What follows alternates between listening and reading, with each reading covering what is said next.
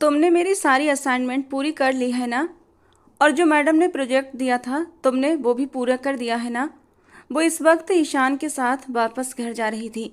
जी madam साहिबा, आपके सारे काम हो गए हैं। उसने सीने पर हाथ रखते हुए मुस्कुराते हुए कहा तो वो भी खुलकर मुस्कुरा दी।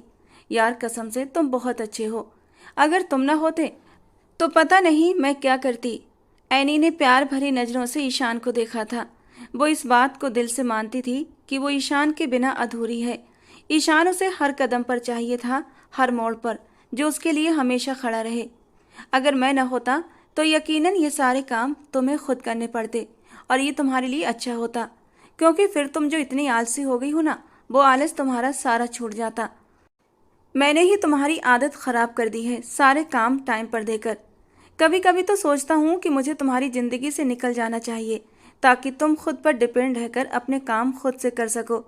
ईशान ने ये बात ऊपरी मन से कही थी, हालांकि उसके दिल में ऐनी के लिए क्या चल रहा था ये वही जानता था। जबकि ईशान की बात पर ऐनी ने बुरा सा मुंह बनाया था। बेकार की बात मत करो ईशान, तुम्हारे बिना भला मैं एक कदम भी चल सकती हूँ? ईशान 2 कदम चलकर उसके सामने आकर खड़ा हो गया था और ऐनी एकदम से रुक गई थी।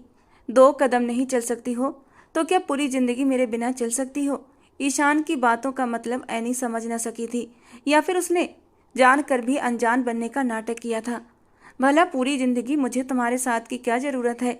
फिलहाल तो तुम मेरे अच्छे दोस्त हो, लेकिन जब मेरी शादी हो जाएगी तब तो मुझे तुम्हारा साथ मजबूरन छोड़ना ही पड़ेगा, क्योंकि मेरे पति को ये बिल्कुल भी पसंद नहीं होगा कि मैं एक लड़के से दोस्ती रखूं। समझ आया तुम्हें? वो उसके सीने पर हथेली जमाकर उसे थोड़ा सा पीछे की ओर धक्का देते हुए बोली थी और आगे की ओर कदम बढ़ा दिए। जबकि ईशान अपने दिल में उठती कसक को दबा कर रह गया था। वो कितनी कोशिश करता था कि ऐनी के मुंह से अपने लिए एक अच्छी बात सुन सके जो उसे उम्मीद की एक किरण दे दे, लेकिन ऐनी हमेशा ऐसा ही करती थी। जब भी वो बातों बातों में उसे अपनी फीलिंग्स बताने की कोशिश करता, वो उसकी बातों को मजाक में उड़ा देती और दोस्ती से आगे वो एक कदम भी नहीं बढ़ाती थी। ईशान उसका बचपन का दोस्त था, वे स्कूल में भी साथ पढ़ते थे। दोनों ने एक ही कॉलेज में दाखिला लिया और अब दोनों एक ही यूनिवर्सिटी में पढ़ रहे थे। वो अक्सर उसके साथ आती जाती रहती थी। दोनों का घर एक दूसरे के घर के काफ़ी करीब था और दोनों का एक दूसरे के घर आना जाना भी काफ़ी था। ईशान बचपन से ही पढ़ाई में बहुत तेज था, जबकि उसके उलट ऐनी पढ़ाई में उतनी ही बुद्धू थी। ईशान हमेशा उसकी ढाल बनकर खड़ा रहता था। बचपन में जब वो होमवर्क करके नहीं लाती तो वो खुद अपना होमवर्क भी फाड़ देता था और फिर टीचर से दोनों मिलकर मार खाते थे। ऐनी हैरान होती थी। वो कहती, जब तुम होमवर्क करके लाते हो तो तुम क्यों टीचर की मार खाते हो? और तब ईशान हंसकर कहता, मुझे अच्छा नहीं लगता जब टीचर मुझसे कहती है कि तुम पढ़ाई में होशियार बच्चे हो और ऐनी जैसी बुद्धू बच्ची के साथ मत बैठा करो। इसीलिए मैं टीचर को जताना चाहता हूँ कि मैं भी पढ़ाई में कमज़ोर हूँ और होमवर्क करके नहीं लाता। ऐसा करने से टीचर मुझे तुमसे अलग नहीं करेगी। और ऐनी बस हैरान निगाहों से उसे देखती रहती। धीरे धीरे ये सिलसिला चल निकला था। अब तो ऐनी दिन ब दिन और भी पढ़ाई में पीछे होती जा रही थी, क्योंकि उसका सहारा ईशान मौजूद था। धीरे धीरे ईशान ने सारी जिम्मेदारी अपने ऊपर ले ली थी। वो बचपन से ही उसका होमवर्क करता और जब वो स्कूल से कॉलेज में पहुंचे तब भी यही रूटीन जारी था और कॉलेज से यूनिवर्सिटी भी पहुंच चुके थे। ऐनी जैसे तैसे पासिंग मार्क्स ही ला पाती थी और ईशान हमेशा टॉप करता था। अब दोनों यूनिवर्सिटी में थे और यूनिवर्सिटी में भी ईशान उसके असाइनमेंट पूरी किया करता था और उसके प्रोजेक्ट्स भी तैयार करता था। बदले में वो उसके लिए कुछ ना कुछ खाने के लिए बना कर लाती थी, क्योंकि ईशान को ऐनी के हाथों का खाना बहुत पसंद था। मुझे तुमसे एक ज़रूरी बात करनी है ऐनी। काफ़ी दिनों से वो अपने दिल में रखी हुई बात उसे बताना चाहता था और आज हिम्मत करके ऐनी के सामने आकर खड़ा हो ही गया था। ईशान, फ़िलहाल तो मैं तुम्हारी बात नहीं सुन सकती, लेकिन वादा करती हूँ कि रात को तुम्हें फ़ोन ज़रूर करूँगी, तब तो मुझे बता देना। वो जल्दी जल्दी अपना सामान समेटती हुई उठकर खड़ी हुई थी और ईशान के चेहरे का रंग अचानक ही गायब हुआ था। वो कितनी हिम्मत करके आज अपने दिल की बात कहने के लिए उसके सामने आया था और वो उसे इग्नोर कर रही थी। लेकिन अभी तुम कहाँ जा रही हो? उसने बेचैनी से पूछा, क्योंकि आजकल ऐनी बहुत ही कम वक्त उसे देती थी। मैं ज़रा लाइब्रेरी पढ़ने जा रही हूँ। तुम्हें पढ़ाई का कब से इतना शौक हो गया? पेपर्स में भी तुम बड़ी मुश्किल से पढ़ती हो। उसने आंखें छोटी करके उसे घूरते हुए कहा, मगर वो उसकी बातों को नज़रअंदाज करती हुई उठकर खड़ी हुई। कैसी बातें कर रहे हो ईशान? तुम खुद ही तो कहते हो कि मैं पढ़ाई को सीरियस होकर लिया करूं, और जब पढ़ाई को सीरियस ले रही हूं तो तुम मुझ पर तंज कस रहे हो। वो उसे हैरान और परेशान छोड़कर खुद मुस्कुराती हुई वहां से जा चुकी थी। ऐनी के चेहरे के फैलते रंग देखकर ईशान का दिल धड़क उठा था। आज उसकी गंदमी रंग में गुलाबीपन घुला हुआ था। आंखों में ऐसी चमक थी जो ईशान ने पहले कभी नहीं देखी थी। लबों की हल्की मुस्कान कुछ और ही कहानी बयां कर रही थी। कुछ तो था जो ईशान से छुपा हुआ था। ईशान को दाल में कुछ काला लग रहा था। वो हमेशा ऐनी को यही कहता था कि कुछ भी हो जाए मुझसे कोई बात मत छुपाना, और ऐनी की बहुत गंदी आदत थी कि वो हमेशा से ही उससे बातें छुपाया करती थी, और फिर बाद में जब ईशान को पता चलता तो वो उससे नाराज हो जाता था और वो उसकी विनती करने बैठ जाती, उससे माफ़ी मांगती और कहती कि आगे से तुमसे कुछ भी नहीं छुपाऊंगी, प्लीज़ इस बार माफ़ कर दो। ईशान भी मोहब्बत के हाथों मजबूर होकर फ़ौरन ही मान जाता था। वो अपनी ऐनी को उदास नहीं देख सकता था और इसीलिए उसकी हर छोटी बड़ी गलतियों को माफ़ कर देता था।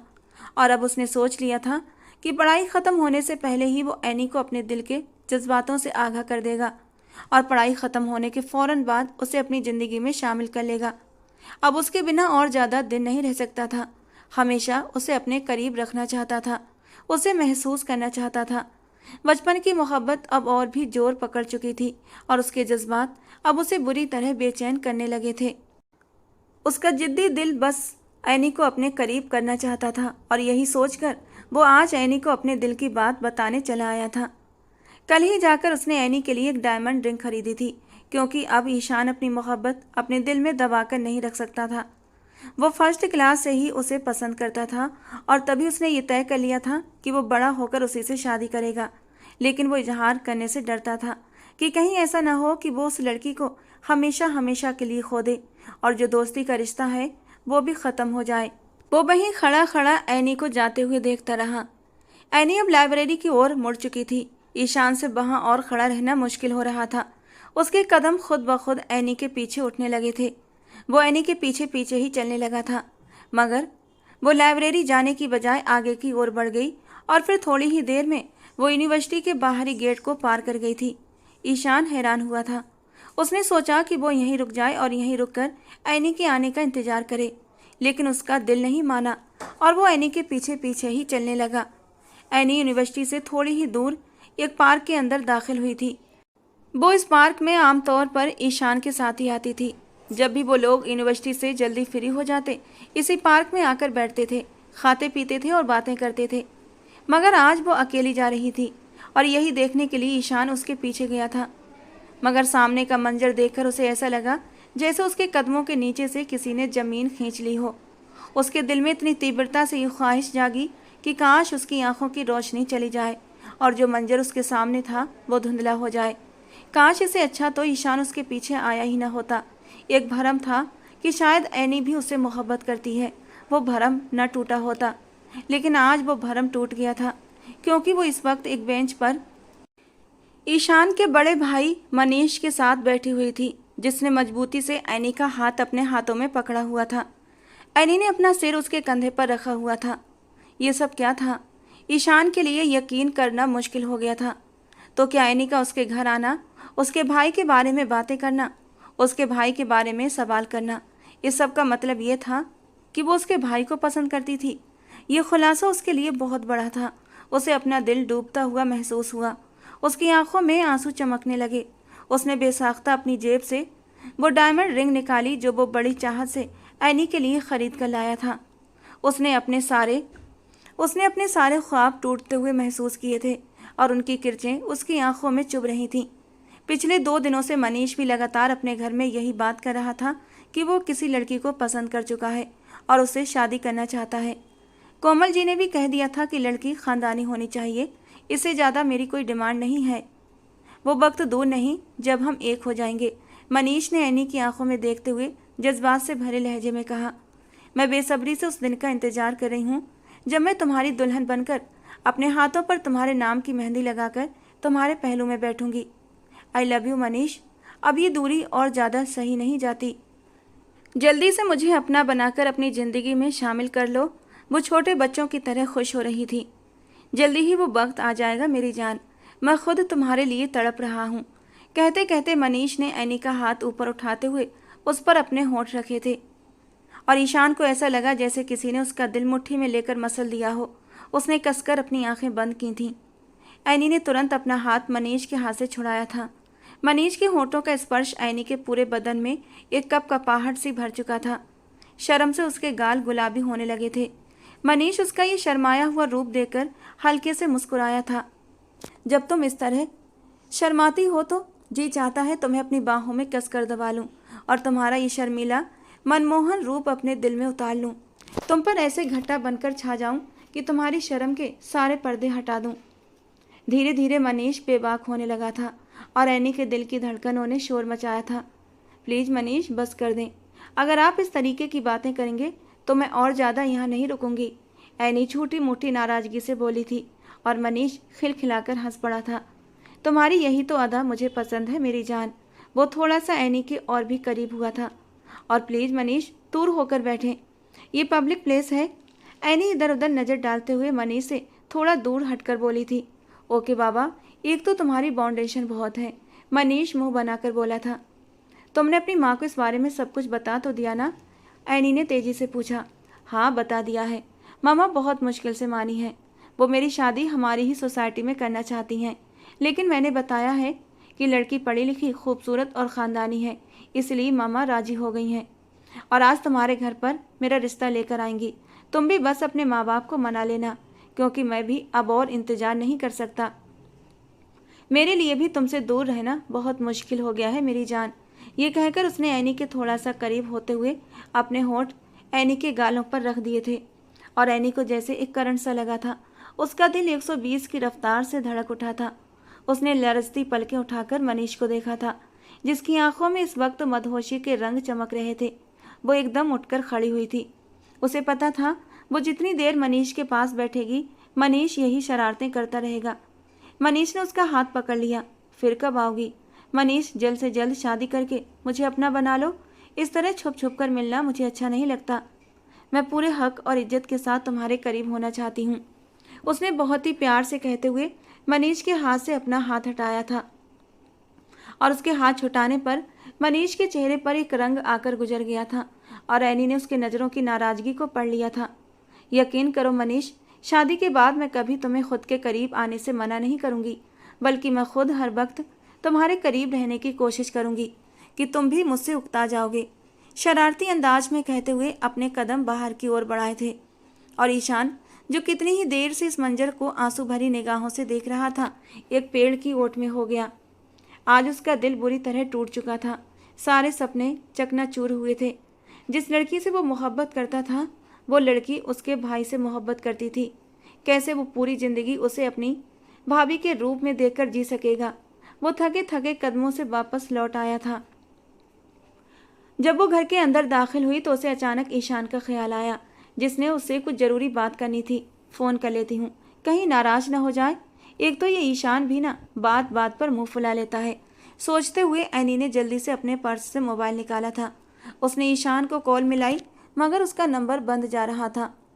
रात को सोने से पहले भी उसने ईशान को कॉल लगाई थी, मगर उसका नंबर बंद था और ऐसा पहली बार हुआ था।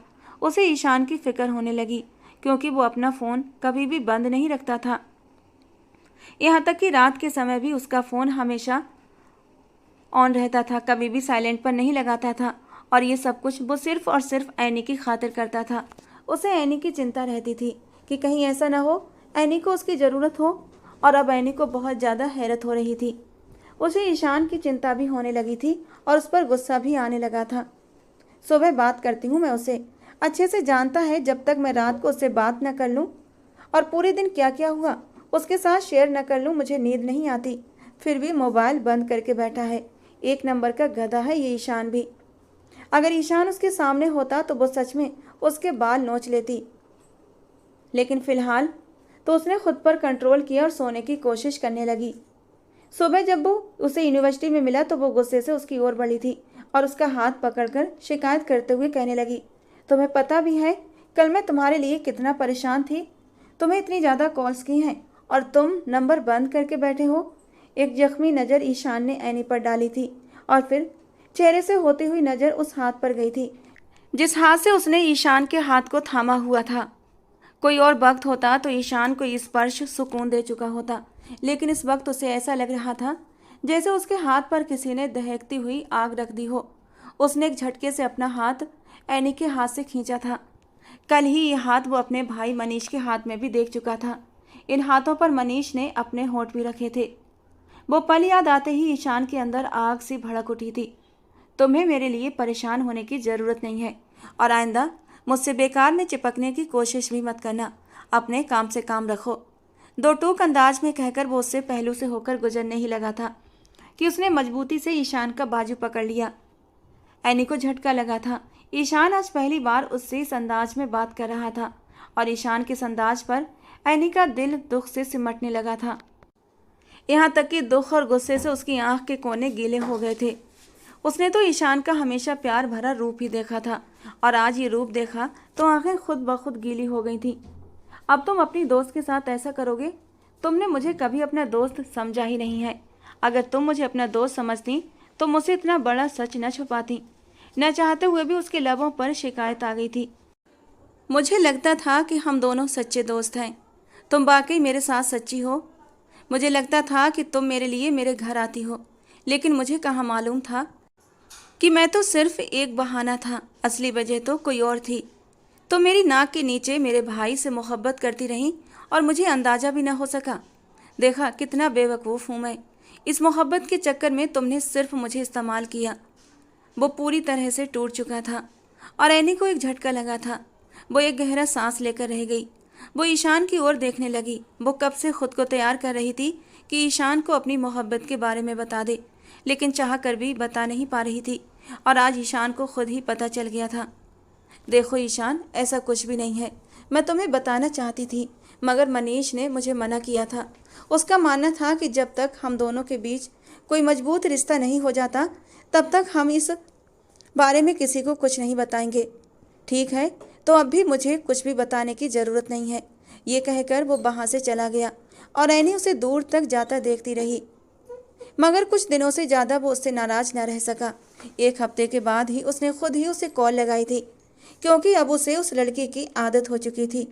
उसकी किस्मत में उसका प्यार नहीं था, लेकिन वो अपनी दोस्ती से पीछे नहीं हट सकता था और उसे ये दर्द भी सहना था कि वो उसके नाम कभी भी नहीं हो सकती, बल्कि वो सारी उम्र भाभी के रूप में उसके घर में रहेगी। ऐनी को कॉल लगाने से पहले उसने खुद से एक मजबूत इरादा किया था कि वो सिर्फ ऐनी से एक दोस्ती का रिश्ता रखेगा। ऐनी के लिए उसके दिल में जो भी जज्बात हैं उसे अपने दिल के किसी कोने में दबा दिया था। अब वो उसकी भाभी बनने वाली थी और ऐनी के लिए उसके दिल में सिर्फ और सिर्फ अब अपने भाई की बीवी के हवाले से सम्मान होना चाहिए। दिल को जैसे तैसे समझाते हुए उसने ऐनी से दोबारा बातचीत शुरू कर दी थी। ऐनी की और मनीष की मंगनी भी हो चुकी थी। वे दोनों बहुत खुश थे। मोहब्बत को पा लेने की खुशी क्या होती है, ये मनीष और ऐनी के चमकते चेहरे देखकर अंदाजा लगाया जा सकता था। वे दोनों एक साथ बिल्कुल परफेक्ट लगते थे। चूंकि उन दोनों के घर करीब करीब थे, इसलिए आना जाना भी लगा रहता था। वो अक्सर ही मनीष के घर किसी न किसी बहाने से आती रहती थी। एक दिन जब वो खीर देने के बहाने उसके घर गई तो वहां पर कोई भी नहीं था। पलटकर वापस जा रही थी कि तभी उसकी नज़र ईशान के कमरे की ओर उठी थी। ईशान के कमरे का दरवाज़ा खुला हुआ था। बेध्यानी में उसके कदम ईशान के कमरे की ओर बढ़े थे। ऐनी महसूस कर रही थी जब से उसकी और मनीष की मंगनी हुई थी, ईशान उससे दूर दूर रहने लगा था। पहले की तरह खुलकर हंसी मजाक नहीं करता था और ये बात ऐनी को अंदर ही अंदर कहीं चुभने लगी थी। जब वो कमरे में दाखिल हुई तो उसने देखा ईशान भी अपने कमरे में मौजूद नहीं था। अचानक ही उसकी नज़र एक डायरी पर पड़ी। उसने वो डायरी उठा ली। वहां पर लिखी हुई लाइनों को जब उसने पढ़ा, उसे ऐसा लगा कि आसमान उसके सिर के ऊपर आकर गिरा है। मुझे पहली बार उससे तब मोहब्बत हुई जब वो पहले दिन स्कूल आई थी और मेरी बराबर वाली सीट पर आकर बैठी थी। तब वो अपनी मम्मी को देखकर रो रही थी। रोने की वजह से उसकी बड़ी बड़ी सुनहरी आंखें गुलाबी हो रही थीं और पहली नज़र में ही मैं उसकी आंखों में डूब गया था। मुझे उस वक्त नहीं पता था कि मोहब्बत क्या होती है, लेकिन मेरे दिल ने चुपके से भगवान से प्रार्थना की थी कि ये लड़की हमेशा मेरे पास रहे। मैं बस एकटक उसे देखे जा रहा था। वो मुझे रोते हुए बहुत क्यूट लगी थी। धीरे धीरे मैं ऐनी के करीब होता चला गया और हम दोनों एक अच्छे दोस्त बन गए। और धीरे धीरे ये दोस्ती कब मोहब्बत में बदल गई मुझे पता ही नहीं चला। ये लाइन किसी और की नहीं बल्कि ईशान की लिखी हुई थी। उसके बाद भी उसने बहुत सी जगहों पर उसे मोहब्बत का इजहार किया था। अचानक ही उसे बाहर किसी के कदमों की आवाज़ सुनाई दी। उसने वो डायरी जल्दी से वहीं पर रख दी और वो खुद कमरे से बाहर निकल आई। बाहर आई तो देखा मनीष फ्रेश फ्रेश सा हाथों से बालों को संभालता अपने कमरे से बाहर निकल रहा था। उसे देखकर हैरान रह गया था। थोड़ी ही देर पहले वो वॉशरूम से फ्रेश होकर आया था। कमरे से बाहर निकला तो उसे ऐनी नजर आ गई और उसके होठों पर एक शरारत भरी मुस्कान फैल गई। तुम यहाँ पर क्या कर रही हो? क्या तुम्हारे साथ कोई और भी आया है? उसने पीछे झांका लेकिन वहाँ कोई भी नहीं था। नहीं, मैं अकेली आई हूँ। दरअसल मम्मी ने खीर बनाई थी, वही भेजी थी। उसने टेबल पर रखे खीर के बाउल की तरफ अपनी नज़र डाली थी। ये तो बहुत अच्छा हुआ जो तुम आ गई। बहुत मिस कर रहा था मैं तुम्हें। देखने का मन कर रहा था। वैसे मम्मी घर पर नहीं है, बल्कि कोई भी घर पर नहीं है। ओ अच्छा, फिर मैं चलती हूँ। जब वो आए तो खीर के बारे में बता देना। ये कहकर वो उसके पास से होकर गुजरने ही लगी थी कि मनीष ने उसका बाजू पकड़कर अपनी ओर खींचा था। वो सीधा उसके सीने से जा लगी और बुरी तरह घबरा गई। आज से पहले वो कभी भी उसके इतना करीब नहीं गई थी। मनीष प्लीज पीछे हटो, उसने कांपती हुई आवाज में कहा। अभी तो तुम्हारे पास आया हूँ और तुम मुझसे दूर होने का कह रही हो। ये कहकर अपने हाथों का घेरा उसकी कमर पर तंग किया था और उसकी गर्दन की तरफ झुका था। उसके खुले रेशमी बालों में मुंह दिए उसकी खुशबू को अपने अंदर तक उतरता हुआ महसूस कर रहा था। ऐनी मनीष के सीने से लगी खड़ी थी। दोनों के दिल की धड़कनें पूरी रफ्तार से धड़क रही थीं। ऐनी का दिल डर की वजह से धड़क रहा था, जबकि मनीष का दिल ऐनी की संगत पाने के लिए मचल रहा था। अगले ही पल उसे उसकी सांसों की तपिश अपनी गर्दन पर महसूस हो रही थी। इससे पहले कि वो उसकी गर्दन को छूता वो पीछे हट गई थी। उसे अपनी धड़कनों की आवाज़ तेजी से सुनाई दे रही थी। देखो मनीष, ये सब कुछ ठीक नहीं है। शादी से पहले हमें ऐसा कुछ भी नहीं करना चाहिए। ऐनी ने अपनी बेकाबू होती धड़कनों को संभालते हुए कहा था। लेकिन मनीष तो जैसे उसकी बात सुन ही नहीं रहा था। वो भावनाओं से भरे लहजे में उसकी बात काटते हुए बोला था। इस तरह के मौके बार बार नहीं मिलते मेरी जान।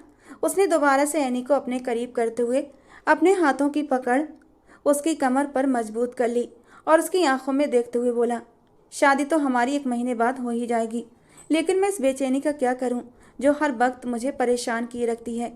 जब भी तुम्हें देखता हूं तो तुम्हारी तलब होने लगती है। मेरी ये बेचैनी ख़त्म कर दो। देखो ना, कितना अच्छा मौका है। घर में कोई भी नहीं है, हम दोनों तन्हा अकेले हैं। ये पल तो किस्मत से मिलते हैं और मैं इन पलों को पूरी ज़िंदगी के लिए यादगार बना लेना चाहता हूँ। ये कहकर उसने अपने दहकते होंठ ऐनी के कंधे पर रख दिए थे और ऐनी जी जान से कांप उठी थी। मनीष की संगत के ख्वाब उसने सजाए थे, बल्कि मनीष के साथ खूबसूरत पलों का सोचकर उसका दिल धड़क उठता था, चेहरा शर्म से लाल हो जाता। लेकिन इस तरह शादी से पहले ये सब कुछ करने के लिए उसका दिल गवाही नहीं दे रहा था। मनीष के होंठ ऐनी के होंठों को छूते इससे पहले ही ऐनी ने उसके होंठों पर अपनी हथेली रख दी थी। मैंने सुना है अगर शादी से पहले ये सब कुछ कर लिया जाए तो मोहब्बत ख़त्म हो जाती है। यार, फिजूल बातें हैं ये सब कुछ। ऐसा कुछ नहीं होता। क्या तुम्हें लगता है कि तुम्हारे लिए मेरी मोहब्बत कभी कम होगी? वो उसके चेहरे पर हाथ रखते हुए प्यार से बोला था तो ऐनी ने ना में सिर हिला दिया। मैं हमेशा तुमसे मोहब्बत करता रहूँगा। वो एक बार फिर से उसकी कमर अपनी हथेलियों में जकड़ चुका था और फिर अगले ही पल झटके से उसे अपनी बाहों में उठा लिया। उसकी गर्दन में बाहें डाले ऐनी खुद को बेबस महसूस कर रही थी। वो न मनीष के मुंहजोर जज्बों को लगाम दे सकती थी, न अपने दिल को अब बेकाबू होने से रोक पा रही थी। मनीष उसे बाहों में लिए कमरे में लेकर आया था और पैर की ठोकर से दरवाज़ा बंद कर दिया। ऐनी को बेड पर लिटाते हुए अब की बार वो उसके चेहरे पर झुक गया था और प्यार से उसके एक एक नक्श को छूने लगा था। और जब वो उसके नरम गुलाबी नाजुक होंठों के पास आया तो दिल बुरी तरह बेकाबू हुआ था और अगले ही पल वो उसके सूखे होंठों पर अपनी जबान फेरते हुए उन्हें गीला कर रहा था। ऐनी के होंठों से एक मदहोश सिसकी निकली थी और ये सिसकी मनीष के जज्बातों में आग लगाने के लिए काफ़ी थी। बेकाबू होकर उसने ऐनी के होंठों को अपने होंठों में दबाया था। वो भी अब मदहोश होती जा रही थी। अपने महबूब की संगत उसे भी बहका रही थी। अगले ही पल मनीष ने उसका दुपट्टा उतार कर साइड में रखा था। जैसे ही मनीष का हाथ उसके कुर्ते से नीचे होता हुआ उसकी धड़कनों पर पहुंचा था। ऐनी होश की दुनिया में वापस आई थी। मुझे डर लग रहा है मनीष, मुझे ये सब सही नहीं लग रहा। अचानक ही उसके दिमाग में अपनी माँ का ख्याल गूंजा था, जिसने उसे इन सब चीज़ों से सख्ती से मना किया था। यही तो वजह थी वो उसे शादी से पहले अपने ससुराल जाने से भी रोकती थी, मगर ऐनी उनको बताए बगैर ही चली आती थी। आज भी उसकी माँ को इस बारे में कुछ भी पता नहीं था कि वो अपनी ससुराल में मौजूद है। लेकिन मनीष अब अपने होश में कहाँ था, वो तो पूरी तरह मदहोश हो चुका था। ऐनी की संगत में उसकी उंगलियां ऐनी की नरम धड़कनों पर धीरे धीरे शरारत कर रही थीं और ऐनी ने सब कुछ दिमाग से निकालते हुए तड़प कर अपने नरम होंठ मनीष के होंठों पर रखे थे। वो अब और ज़्यादा खुद को रोक ही नहीं सकती थी। 1 महीने बाद तो हमारी शादी हो ही जानी है, उसके बाद तो मैं और मनीष हमेशा के लिए एक हो जाएंगे। फिर इसमें गलत क्या है? ऐनी ने ये सोचते हुए खुद को समझाया था और पूरी तरह खुद को मनीष के हवाले कर दिया। ऐनी की तरफ से हाँ का इशारा मिलते ही मनीष एकदम जज्बात की शिद्दत से जुनूनी हुआ था। उसने अपनी शर्ट उतार कर एक तरफ रखी थी और ऐनी को भी हर पर्दे से आज़ाद कर दिया था। उसका नरम मोम सा वजूद मनीष को किसी और ही दुनिया की सैर करा रहा था। बेकाबू होकर वो एक जोर का वाइट उसकी धड़कनों पर कर गया था और ऐनी तड़प उठी थी। प्लीज़ मनीष, आहिस्ता।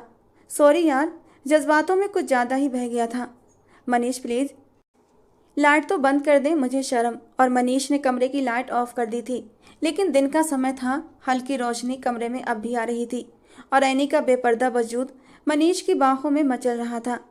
फिर उस दिन नाजुक लम्हों में बहकर उन दोनों ने अपनी ज़िंदगी की सबसे बड़ी गलती कर दी थी।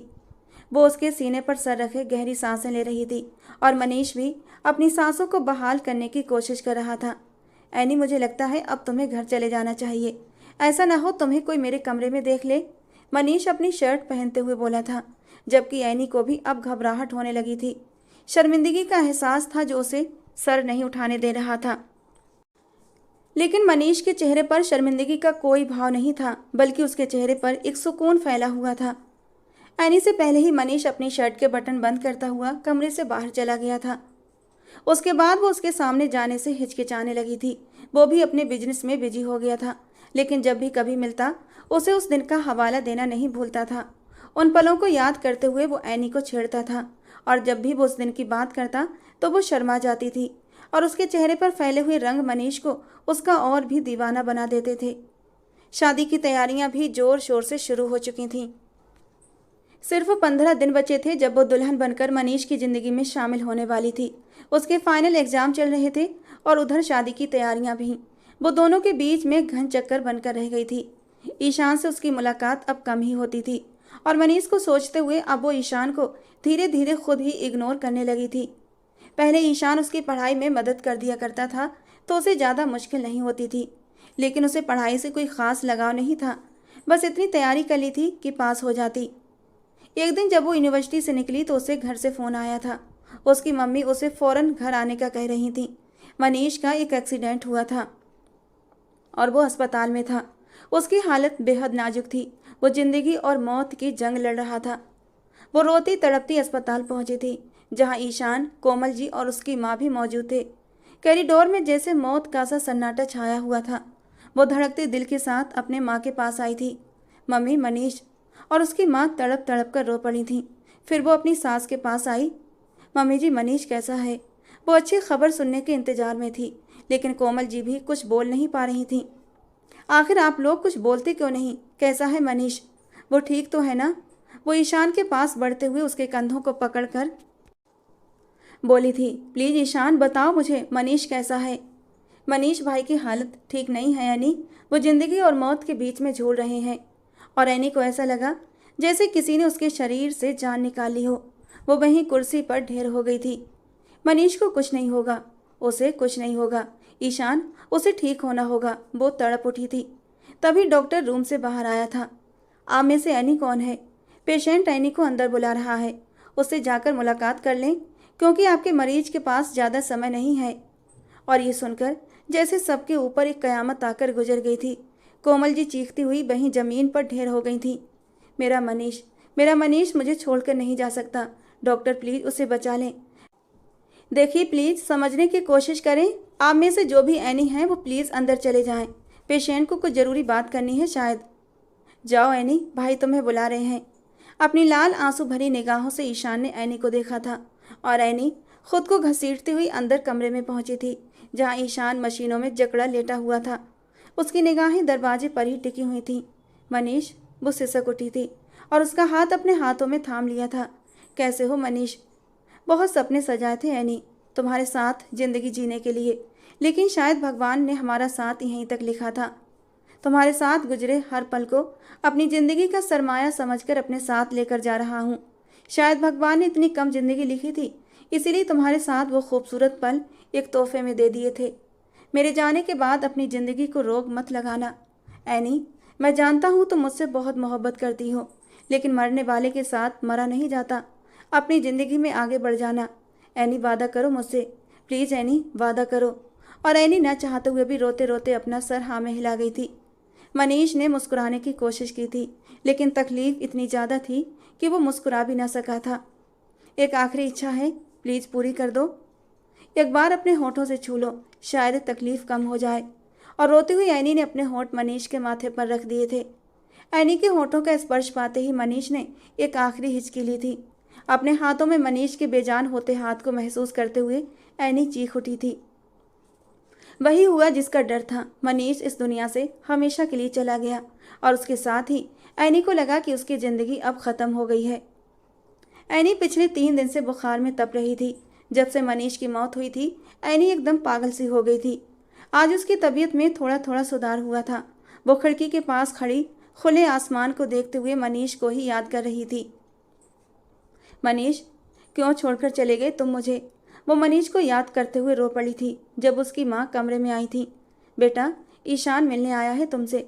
वो पिछले 3 दिन से लगातार तुमसे मिलने के लिए आ रहा है, लेकिन तुम होश में नहीं थी। लेकिन आज तुम्हारी तबीयत थोड़ी ठीक लग रही है तो मिल लो उससे। और एनी ने धीरे से सर हाँ में हिला दिया था।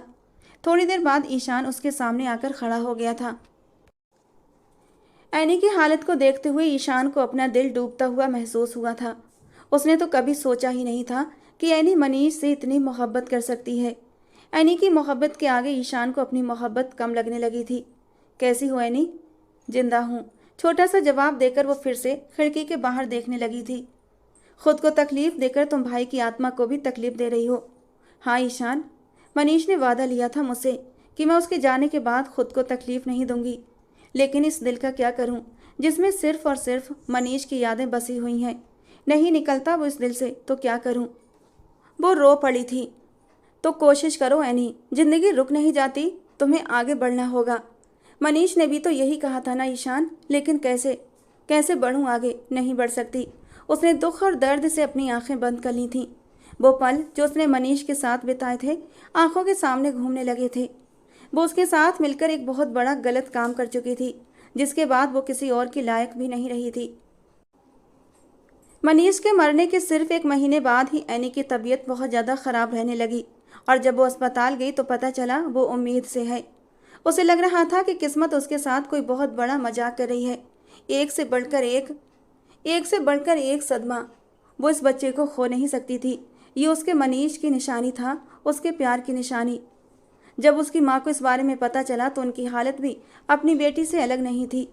जब उन्हें कुछ भी समझ नहीं आया तो उन्हें एक ही उम्मीद की किरण नजर आई थी, और वो था ईशान। उन्होंने ईशान से बात की कि वो उनकी बेटी से शादी कर ले। उसके भाई की मौत को तब 2 महीने बीत चुके थे और ये सुनकर ईशान को अपने कानों पर यकीन नहीं हुआ। उसने सबके सामने ये जाहिर नहीं किया था कि वो उस लड़की को पहले से ही पसंद करता है, बल्कि खामोशी से उनका हुक्म मान लिया। दूसरी तरफ एनी अपने होने वाले बच्चे की खातिर इस शादी के लिए राजी हो गई थी।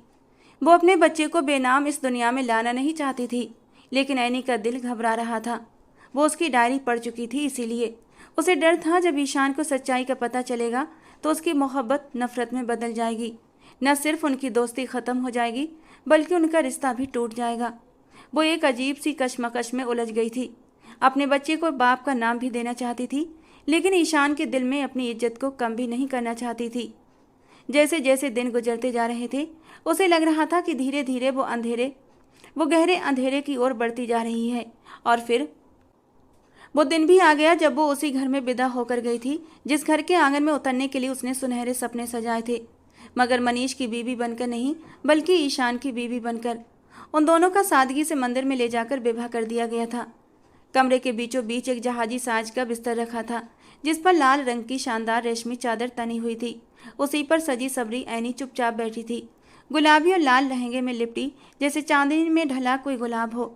सर पर झुकी चुन्नी, माथे पर झूमर और हल्के कांपते होंठ। हर चीज में एक बेचैनी थी, एक गहरी सोच, एक अधूरे ख्वाब की गूंज, और पलकों पर कुछ अधूरे आंसू जो शायद अंदर के तूफान को बाहर लाने से रोक रहे थे। ऐनी के हाथ कांप रहे थे। उसने हल्के से दुपट्टा थामा हुआ था, जैसे कोई सहारा ढूंढ रही हो। बाहर से रिश्तेदारों की धीमी आवाजें आ रही थीं, मगर अंदर कमरे में सिर्फ खामोशी का राज था। एक ऐसी खामोशी जो बहुत कुछ कह रही थी। उस पल में वो सिर्फ एक दुल्हन नहीं थी, वो एक बेबस लड़की थी, जिसका अतीत सवाल बनकर उसके सामने बैठा था और भविष्य धुंध में छिपा एक अनजान सफर कर रहा था।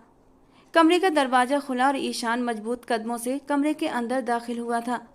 उसके अंग अंग से आज खुशी छलक रही थी। जिसके सपने बचपन से सजाए थे, आज वो उसकी किस्मत में लिख दी गई थी। हालांकि वो जानता था कि ऐनी मनीष से मोहब्बत करती थी, लेकिन ईशान ने अपने दिल को समझाया था, मनीष भाई अब इस दुनिया में नहीं है।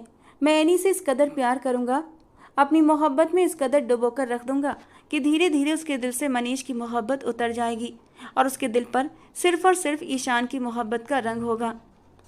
जैसे ही वो बिस्तर पर बैठा, ऐनी को अपना दिल डूबता हुआ महसूस हुआ। कैसी हो तुम? उसके धीमे लहजे में सवाल पूछने पर ऐनी के हाथ डर की वजह से कांपने लगे थे। जब दूसरी तरफ से कोई जवाब न आया तो ईशान ने समझा शायद वो शर्म की वजह से खामोश है। उसने धीरे से उसका घूंघट उठाया और वो पलकें झपकाना भूल गया। यूं लग रहा था जैसे आसमान से कोई चांद जमीन पर उतर आया हो। आज वो बेहद हसीन लग रही थी। आंखों की उदासी उसे और भी हसीन बना रही थी। तुम बहुत प्यारी लग रही हो, उसने भारी लहजे में कहा। उसने ऐनी का हाथ धीरे से पकड़ा और उस पर अपने होंठ रख दिए। मैं सब कुछ ठीक कर दूंगा ऐनी। अतीत में तुम्हें जितनी भी तकलीफें मिली हैं, मैं उन सब तकलीफ़ों की भरपाई कर दूंगा। मैं तुमसे वादा करता हूँ कि मैं तुम्हें इतनी मोहब्बत दूंगा कि तुम दुनिया की सारी मोहब्बतें भूल जाओगी। आंसू खामोशी से टूटकर उसकी आंखों से नीचे गिरे थे, जिन्हें ईशान ने फौरन अपनी उंगलियों के पोरों से चुन लिया था। आज के बाद तुम्हें रोने नहीं दूंगा, मेरा तुमसे ये वादा है। इसके बाद वो बैठा रहा, उससे कस्में वादे करता रहा, आने वाली नई जिंदगी के सपने सजाता रहा, मगर ऐनी को कुछ भी सुनाई नहीं दे रहा था। उसका दिमाग अभी भी अतीत में ही अटका हुआ था। ईशान ने उसके सिर से धीरे से दुपट्टा हटाया और थोड़ा सा आगे होते हुए उसके माथे पर अपने होठों का स्पर्श दे दिया। वो घबराकर पीछे की ओर हटी थी। ईशान अब तक यही समझ रहा था ये एक स्वाभाविक शर्म है। सुहागरात में हर लड़की ही शर्माती है। उसने अपनी पकड़ नरम ही रखी और उसे हल्का सा अपनी ओर खींचा। वो उसके होठों पर झुकने ही वाला था कि ऐनी ने उसे जोर से पीछे की ओर धक्का दिया था और ऊंची आवाज में चिल्लाने लगी, दूर हो जाओ मुझसे, मेरे पास मत आओ। क्या हुआ है तुम्हें? इस तरह से बर्ताव क्यों कर रही हो? अरसल ने परेशान होकर पूछा तो ऐनी को होश आया। वो थोड़ा ज़्यादा ही ओवर हो गई थी। मैं अभी इस रिश्ते के लिए मानसिक रूप से तैयार नहीं हूँ, मुझे थोड़ा समय चाहिए, उसने निगाहें चुराते हुए कहा। लेकिन ऐनी ऐसा क्यों? तुम्हें क्यों समय चाहिए? मैं तुम्हारे लिए अनजान तो नहीं हूँ ना? बचपन से हम एक साथ रहे हैं, एक दूसरे को अच्छे से जानते हैं और अब तो हमारा रिश्ता और भी मजबूत हो चुका है। अगर तुम्हें इस नए रिश्ते को शुरू करने में डर या घबराहट है तो मेरा यकीन करो, मैं तुम्हें फूलों से भी ज़्यादा संभाल कर छूऊंगा, कोई भी तकलीफ नहीं होने दूंगा, वो शिकायत भरे अंदाज में बोला था। ऐनी उसके चेहरे को देखती रह गई। अब वो उसे क्या बताती कि अगर उसके बस में होता तो वो उससे पूरी जिंदगी का वक्त मांग लेती। ऐनी का दिल उसे कचोट रहा था। मनीष के साथ रिश्ता बनाकर अब वो ईशान को धोखा नहीं दे सकती थी। वो अपने बच्चे की खातिर खुदगर्ज हो गई थी और ईशान को धोखे में रखकर उससे शादी कर ली थी। ईशान तो सिर्फ यही समझ रहा था कि वो मनीष से मोहब्बत करती थी, लेकिन उसका वजूद अब भी अनछुआ था। उसने तकलीफ से अपनी आंखें बंद कर लीं। प्लीज़ सिर्फ 1 महीने का वक्त दे दो, वादा करती हूँ उसके बाद तुमसे कोई मांग नहीं करूँगी, उसने निगाहें चुराते हुए कहा। ईशान उठा और अपनी शेरवानी के बटन खोलने लगा। उसे अचानक घुटन महसूस होने लगी थी। मुझे ऐसा क्यों लग रहा है कि तुम मुझसे कुछ छुपा रही हो? इस बार उसकी आवाज़ में बिना चाहे कड़वाहट आ गई थी। आपको गलतफहमी हुई है, मैं आपसे कुछ भी नहीं छुपा रही। वो तुमसे अचानक आप पर आई थी। शायद दोनों के बीच नए रिश्ते का असर था। वो बिस्तर से उतरी और वॉशरूम की तरफ जाने लगी कि ईशान ने उसका हाथ एक झटके से पकड़कर अपनी ओर खींचा था। वो सीधे उसके सीने से लगते लगते बची थी। तुम्हारे लिए अच्छा है कि तुम मुझसे कुछ भी न छुपाओ, क्योंकि जिस दिन तुम्हारा कोई भी राज मेरे सामने आ गया उस दिन मैं बहुत बुरा व्यवहार करूंगा। तुम जानती हो कि मुझे झूठ बोलने वाली लड़कियों से कितनी नफरत है, और इस भूल में बिल्कुल भी मत रहना कि इस बार भी मैं तुम्हारी गलती को माफ़ कर दूंगा। अगर कोई बात है तो मुझे अभी बता सकती हो। वो उसके बालों को कानों के पीछे करते हुए सख्त लहजे में बोला था और वो जी जान से कांप उठी। उसकी आंखों में फिर से आंसू भर आए थे। इस बार ईशान ने उन आंसुओं को नहीं पोंछा था, बल्कि बल्कि उसे चुपचाप खुद से दूर कर दिया था और फिर कमरे से ही बाहर चला गया, जबकि वो कमरे के बीचों बीच खड़ी चुपचाप उसे नज़रों से दूर होता देखती रही। हे भगवान, मैं क्या करूं? मैं इस बच्चे को इस इंसान से कैसे छुपा सकती हूँ? आज नहीं तो कल इस बच्चे के बारे में ईशान को पता चल जाएगा, और तब मैं उसे क्या जवाब दूंगी? शादी से पहले उसकी माँ ने कहा था कि शादी की पहली रात ही ईशान को सब कुछ बता देना, और जब एनी ने कहा कि माँ शादी से पहले क्यों नहीं, तो उसकी माँ ने उसके होंठों पर हाथ रख दिया था। भूल कर भी ये गजब मत करना एनी। भले ही ये बच्चा उसके भाई का है, लेकिन कोई भी मर्द ये बर्दाश्त नहीं करता कि उसकी बीवी पहले से किसी के साथ रिश्ता बना चुकी हो। एक बार शादी हो जाने दो, उसके बाद ये बात तुम ईशान को बता देना। उसे बुरा जरूर लगेगा, लेकिन मुझे उम्मीद है वो तुम्हें और इस बच्चे को अपना लेगा।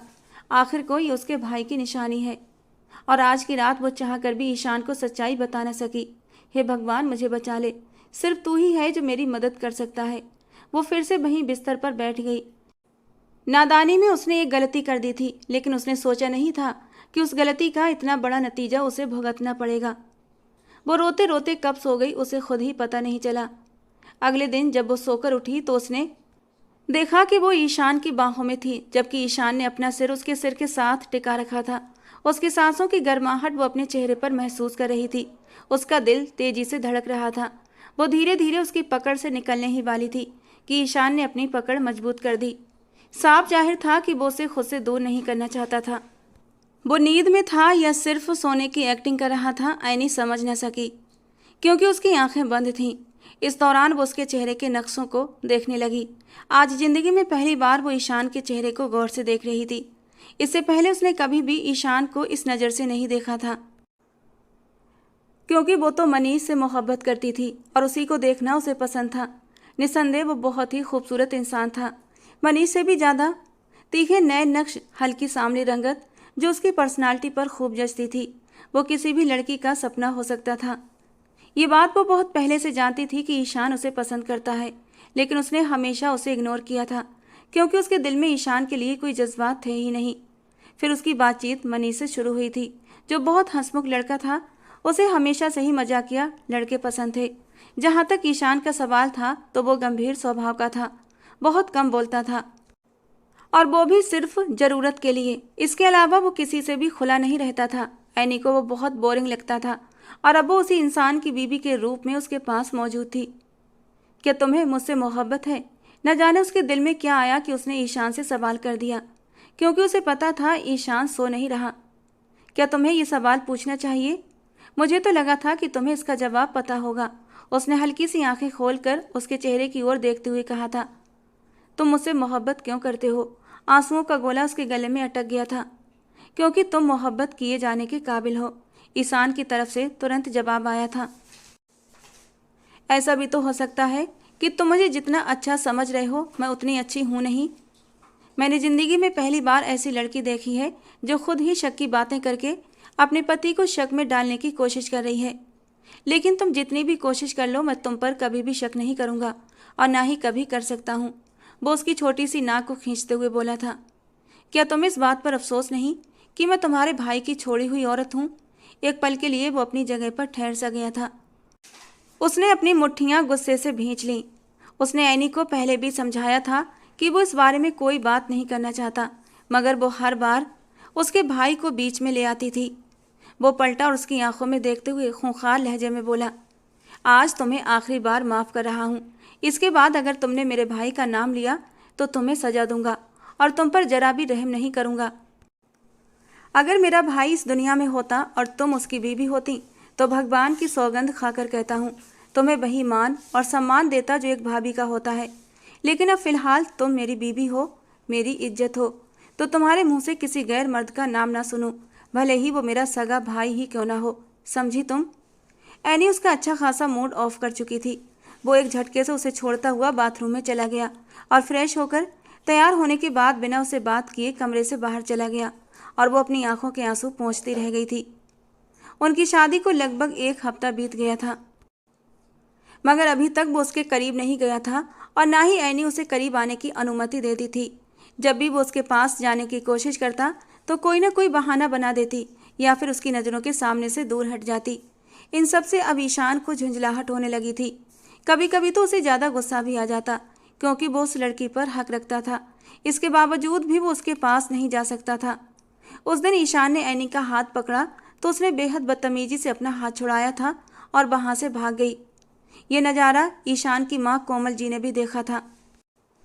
मैंने तुम्हें पहले ही कहा था कि इस लड़की से शादी मत करो क्योंकि ये लड़की इस काबिल नहीं है कि मैं इसे अपने घर की बहू बनाऊं।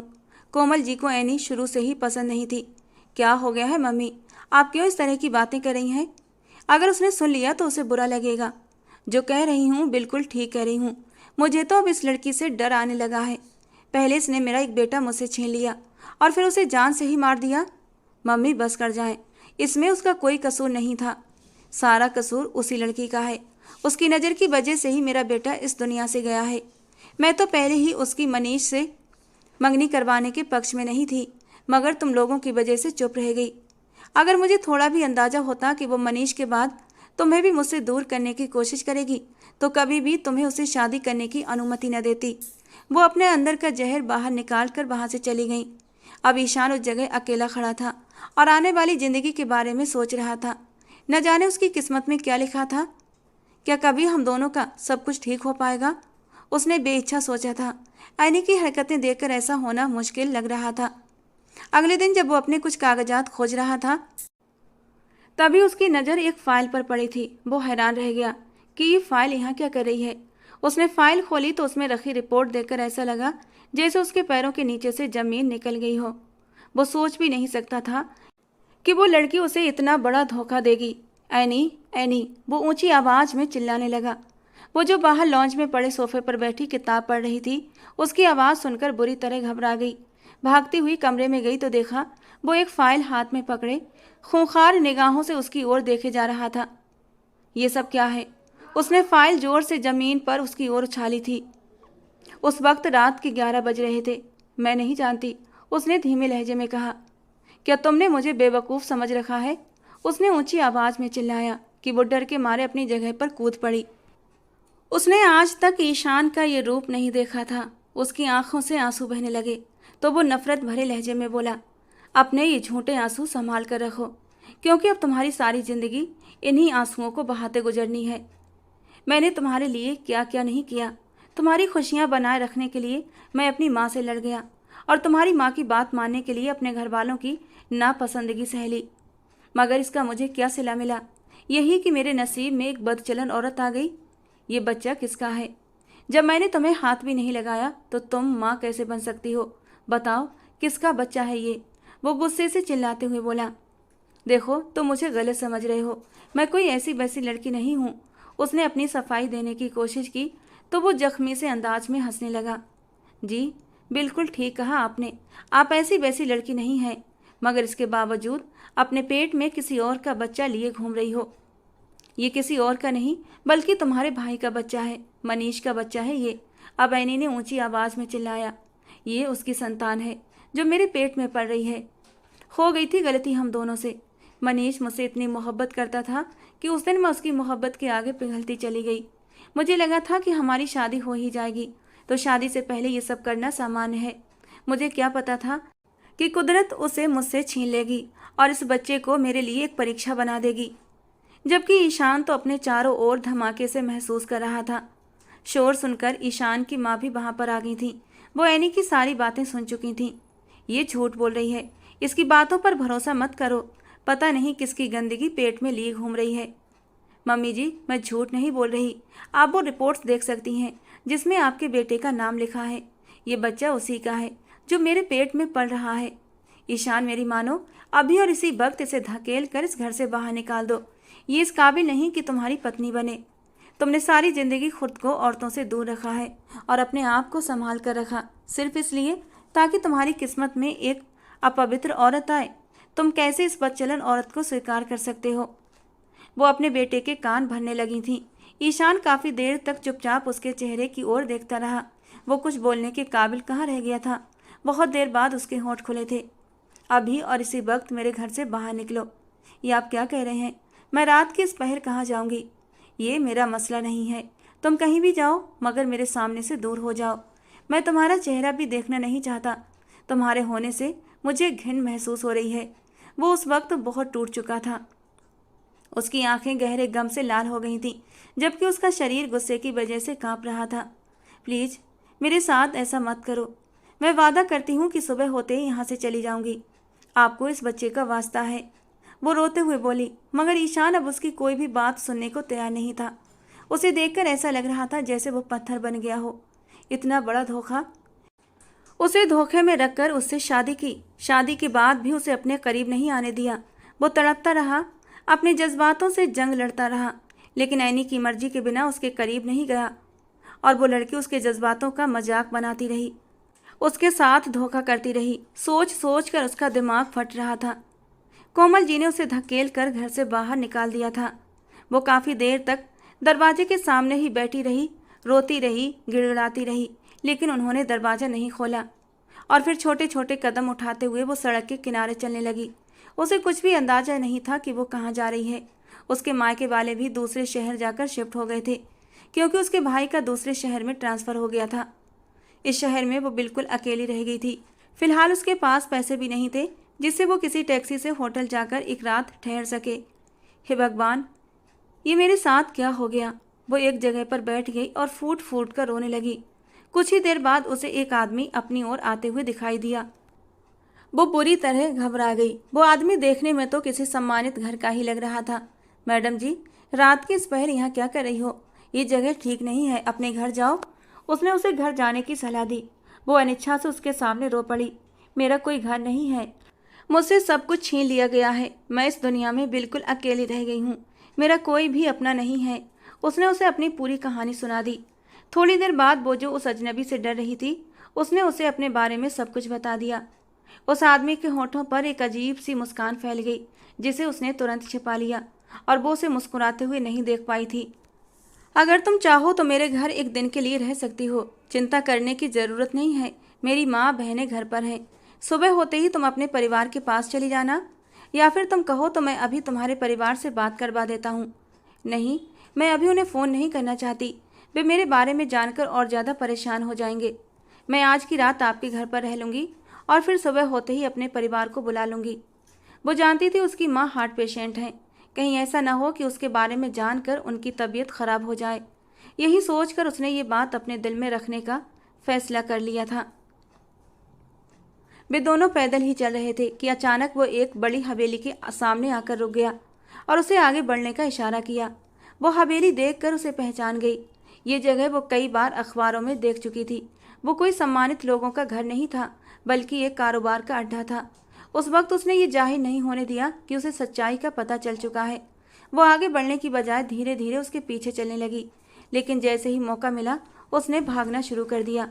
उसे भागते हुए देखकर वो आदमी एकदम से घबरा गया और वहाँ खड़े गार्ड्स को इशारा कर दिया कि वो उसे पकड़कर लेकर आए, क्योंकि वो कोठे की मालकिन के लिए बहुत कीमती साबित होने वाली थी। वो बिना पीछे देखे भागी जा रही थी कि अचानक उसे ठोकर लगी और वो मुंह के बल जमीन पर गिर पड़ी। तब तक कि वो लोग उसके सर पर पहुंच चुके थे। इससे पहले कि वो उसे छू पाते, एक जोरदार मुक्का उस आदमी के मुंह पर पड़ा था जो ऐनी की तरफ बढ़ रहा था। ईशान वहां आ गया था। मिनटों में ही उसने उन लोगों को वहां से मार भगाया। जब वो उसकी तरफ ध्यान देने आया तो वो देखकर बुरी तरह घबरा गया था कि उसके घुटने जख्मी हो गए थे। वो उस वक्त सड़क पर बैठी रो रही थी। ईशान ने उसके पैर को छूना चाहा तो वो एकदम तुरंत पीछे की ओर हट गई। खबरदार, जो तुमने मुझे छुआ, मुझे तुमसे नफरत है, वो गुस्से में चिल्लाते हुए बोली।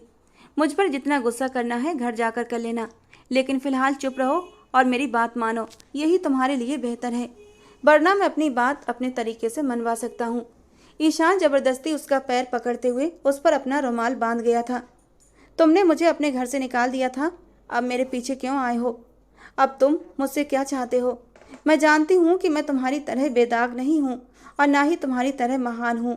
मैं पाप में डूबी हुई एक लड़की हूँ। मेरा तुम्हारे साथ कोई भी मेल नहीं है। वो अनिच्छा ही उस पर तंज कर गई थी, जबकि वो चुपचाप उसकी सारी बातें सुन रहा था। और फिर उसने उसे अपनी बाहों में उठा लिया और मजबूत कदम आगे बढ़ाने लगा। ईशान ने उसे घर से बाहर तो निकाल दिया था, मगर उसके बिना उसे एक पल भी चैन नहीं मिल रहा था। उसका ध्यान बार बार भटककर उसी लड़की की ओर जा रहा था। उसकी विनती करती आंसू भरी निगाहें उसके दिल को बेचैन कर रही थीं। उसे गुस्सा आ रहा था कि ऐनी ने उसे सच्चाई क्यों नहीं बताई थी, और फिर वो जख्मी सी हंसी हंसा था। ये तो उसकी बचपन की आदत है, मुझसे बातें छुपाना। इतनी बड़ी बात भी छुपा गई। आज उसे महसूस हो रहा था कि यही वो सच्चा प्यार है जिसके बारे में उसके गुरुजी बातें किया करते थे, कि हम अपने महबूब के 100 दोष जानते हैं, मगर उसके बावजूद हमारा दिल महबूब को पाने के लिए तड़पता है। मैं तुमसे नाराज हूँ, मुझे तुमसे बात नहीं करनी, ऐनी ने मुंह बनाते हुए कहा। मैं भी तुमसे नाराज हूँ, मगर मैं तुमसे बात किए बिना रह नहीं सकता। कहते कहते उसने ऐनी को गाड़ी की अगली सीट पर बिठाया था और खुद घूमकर ड्राइविंग सीट पर आ गया। तुम मुझे इतनी प्यारी क्यों लगती हो, मुझे नहीं पता, वो उसके गालों को प्यार से खींचते हुए बोला था। थोड़ी देर पहले जो गुस्सा था, वो गुस्से का तूफान थम चुका था। अब उसे अपनी ऐनी वही 5 साल की छोटी सी ऐनी दिख रही थी, जिससे वो फर्स्ट क्लास से ही प्यार में पड़ चुका था। मैं तुम्हें बता रही हूँ कि मैं इस बच्चे को कुछ नहीं होने दूंगी, वो अपने डर का इजहार करते हुए बोली। उसे लग रहा था कि वो उसे इसी वजह से अपने साथ लेकर जा रहा है, क्योंकि यही उसकी शर्त होगी कि ऐनी इस बच्चे को गिरा दे। फिक्र मत करो, मैं भी कोई कातिल नहीं हूँ। तुम इस बच्चे को दुनिया में लाओगी और मैं उसे बाप का नाम और प्यार दूंगा। अब की बार वो हैरानी से ईशान की ओर देखने लगी। वो इंसान धूप छांव जैसा था। तुम्हारी तबीयत तो ठीक है? उसने उसके माथे को छूते हुए सवाल किया। हाँ, मैं बिल्कुल ठीक हूँ, और ये फैसला मैंने बहुत सोच समझ कर लिया है। ये तय है कि मैं तुम्हारे बिना नहीं रह सकता, और तुम्हारे साथ रहने के लिए मुझे तुम्हारे अतीत को स्वीकार करना होगा। मैं तुम्हें तुम्हारी सारी कमियों के साथ स्वीकार करने को तैयार हूँ। अतीत में जो कुछ भी हुआ है मैं उसे भूल जाऊंगा, और तुम भी उसे भूल जाओगी। मैं तुम पर कभी भी गुस्सा नहीं करता। अगर तुम मुझे भरोसे में लेकर वो सब कुछ पहले ही बता देती। मुझे तुम पर गुस्सा इस बच्चे की वजह से नहीं था, बल्कि ज़्यादा गुस्सा मुझे इस बात का था कि तुमने मुझसे ये सब कुछ छुपाए रखा, जबकि तुम मुझे अपना दोस्त कहती थी। मैं बहुत शर्मिंदा थी, मैं खुद को तुम्हारे लायक नहीं समझती थी, लेकिन मैं तुमसे दूर भी नहीं जाना चाहती थी। अब कोई भी एक दूसरे से दूर नहीं जाएगा ऐनी। ये कहकर उसने ऐनी का हाथ मजबूती से पकड़ लिया। ऐनी के जाने के बाद वो अपने घर में काफ़ी देर तक उसके बारे में सोचता रहा था। वो उसके लिए बहुत बेचैन हो गया था, और जब उसने ऐनी को ख़राब हालत में देखा तो उसका दिल टूटने को था। वो उसे एक बार फिर घर वापस लेकर आया था। मैं तुम्हारे कपड़े निकालता हूँ, तब तक तुम नहा धोकर फ्रेश हो जाओ। हालत देखो अपनी कितनी ख़राब कर रखी है। वो अब उससे नॉर्मल अंदाज में बात कर रहा था, और ऐनी भी अपने आप को हल्का फुल्का महसूस करते हुए बाथरूम में घुस गई। प्लीज़ ईशान, मेरे कपड़े। थोड़ी देर बाद बाथरूम से ईशान को ऐनी की आवाज़ आई थी, जबकि ईशान ने कपड़े देने की बजाय ऐनी का हाथ पकड़कर बाहर खींच लिया था। और ईशान के सामने इस हालत में खड़े होने पर ऐनी का चेहरा शर्म से लाल हो गया था। अब तो इजाज़त दे दो, कब तक इस मासूम को तड़पाओगी? वो धीरे से उसके करीब होते हुए उसके कान में सरगोशी कर रहा था, और वो शर्माते हुए उसके सीने से लग गई। वो उसे बाहों में लिए बेड पर आया था। साइड लैंप ऑफ करता वो उसके ऊपर बादल बनकर छा गया था। ऐनी की सिसकियों पर वो एकदम डर गया था। तुम ठीक हो? वैसे मैं खुद को कंट्रोल कर सकता हूँ। हम बच्चे की पैदाइश के बाद अपने रिश्ते की शुरुआत कर सकते हैं। वो इतने भोलेपन से बोला था कि ऐनी की हंसी निकल गई थी। मैं ठीक हूँ ईशान। कहते कहते ऐनी ने खुद ही आगे बढ़कर अपने होठों से ईशान को चूम लिया था, और ऐनी की खनकती हंसी सुनकर ईशान की जान में जान आई थी, और उसने बहुत ही प्यार से नाजुक फूलों की तरह ऐनी को अपने आप में समेट लिया था। उस रात दोनों ने अपनी ज़िंदगी की एक नई शुरुआत की थी।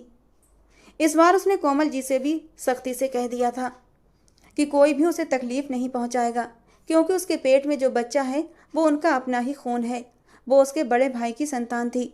जब वो बच्चा दुनिया में आया तो उसे सबसे ज़्यादा प्यार ईशान ने ही दिया था। हूबहू वो ईशान की कॉपी लगता था।